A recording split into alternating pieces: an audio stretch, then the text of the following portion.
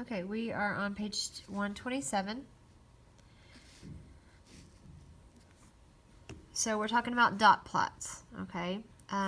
So a dot plot, what it is a visual display in which each piece of data or each number is represented by a dot above a number.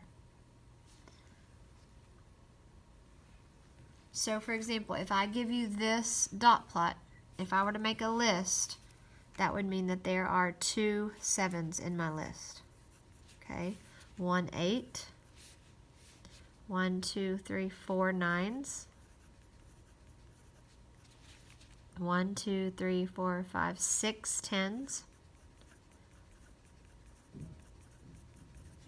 And remember, if I'm going too fast, pause it so that you can catch up. On 11s, 1 2 3 4 5 6 7.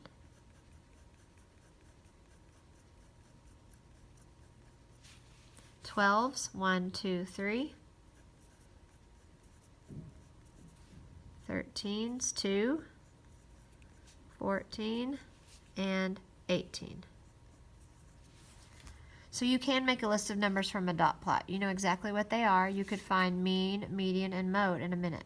Okay, so there's some other things we need to talk about with dot plots. Dot plots are very good at seeing about what the median is going to be. Okay, I'm going to guess that the median is about right here. It's also very good about seeing outliers. Okay, outliers are the data values that are either much greater or much less than the other data values. Okay, dot plots are really, really good at seeing that. So the example here, your outlier would be 18 because that dot is quite a bit farther. Now if it's just 1 or 2 away, that's not really an outlier. Okay, but if on a spread like this, if it looks quite a bit over here all by itself, it's probably going to be an outlier. So with data value, with dot plots, they talk about describing the spread and the shape of the data distribution. Okay, data distribution is just how it's distributed, how it's sprinkled on this number line. So the data values on this right here, this dot plot, are spread out from, so you're going to go where you start and where you end. Okay, they're spread out from 7, see our list, 7 to 18. So our data values are spread out from 7 to 18, starting point, ending point. Your data has a cluster. Okay, here's a cluster right here. Okay, if you want to circle it, you can. There's a cluster from 7 to 14. Okay, with a peak, all right, with a peak meaning like kind of like a mountaintop. With a peak, this is its highest one. It has the most dots. With a peak at 11. So you can look at a dot plot, you can make a list, and you can find mean, median, and range. Okay, if I added up all of these numbers up here, okay, all of them up to find the mean, I would get 289. There's 27 numbers, okay? There's 27 dots on this dot plot. So if I divide that, I get 10.7. So my mean is going to be 10.7. But I could have kind of guessed that because this right here is about where the mean or the median looks like it's going to be. So that's what dot plots are good for. You can kind of see the mean and the median about where they're going to be. Now on the median, count the dots from the left and the right until you find the middle, okay? I really don't enjoy that. I don't think that's a good idea at all.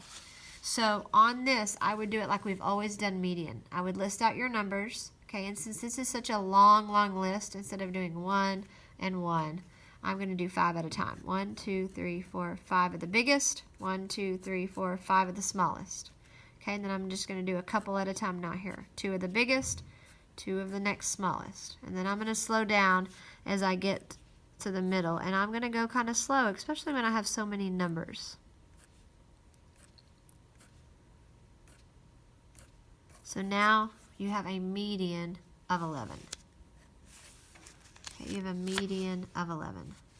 Your range is going to be your highest number, 18, by your smallest, which is 7.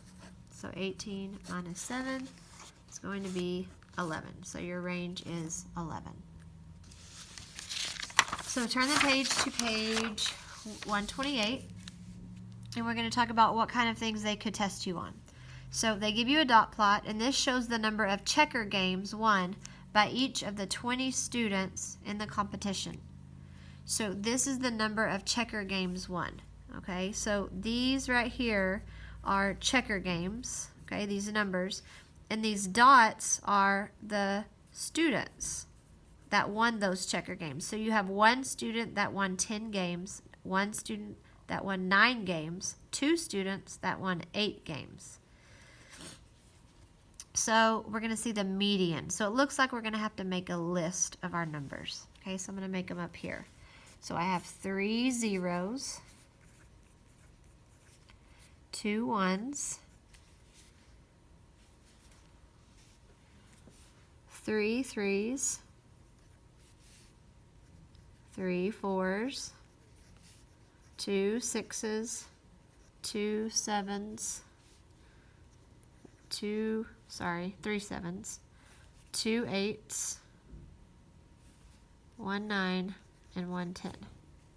So I'm going to double check myself. 3, 2, 3, 3, 2, 3, 2, 9, 10. Okay. So they want us to find the median, okay? So the median right now is going to be our middle number. So we're going to mark them off.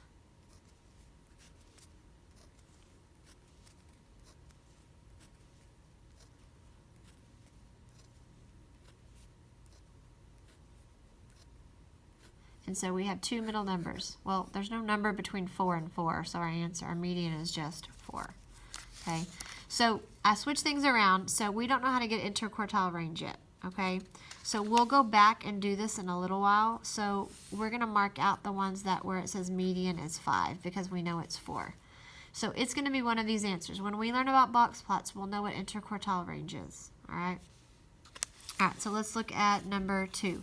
The dot plot shows the number of goals a soccer team scored in 10 games last season. So it's talking about the shape and the distribution of it.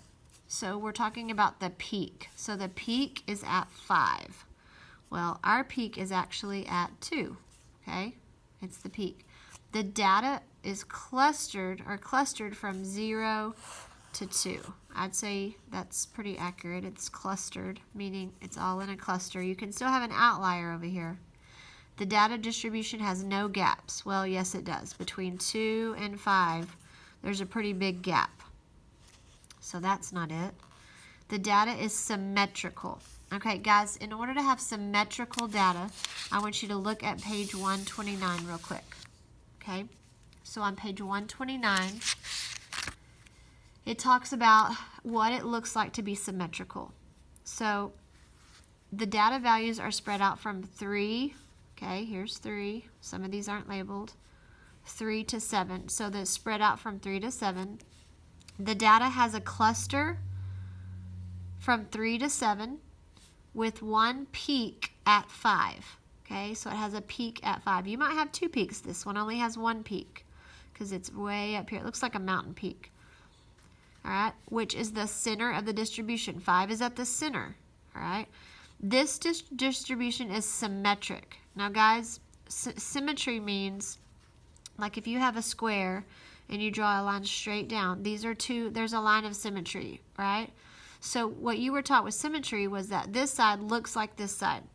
So what I do to see if data is symmetrical on a dot plot is I kind of make like, it looks like a mountaintop like this. And I kind of draw my line down the middle. Does this side look very similar to this side? It does not have to be exact, but does it look similar? Well, yeah, this has about 4, this has about 5. I can draw a pretty good mountain peak. So that is symmetrical, all right? This data distribution, how it is sprinkled on this little number line, is symmetrical. This one over here, okay, your data values are spread out from 1 to 9. The data has a cluster from 6 to 9. There's your cluster with one peak at 9. All right, which is the greatest value in the data set. That's the biggest number. if we were to make a list. The data distribution or the distribution is not symmetric or not symmetrical because if I made kind of a peak, right, this side would not be more like this side, okay? Or if I put a peak like this, this side does not look like this side. There's not even any dots on this side. So that would be not symmetric. So if we go back and we look at on page 128, if we look at this, if our data is symmetrical, all right? So if I made a peak here where this peak was like a mountain, would this side be similar to this side? Okay, I have 3 over here. Do I have 3 or 4 over here? No. So this would be not symmetrical, okay? That is not symmetrical. So our best answer is going to be B.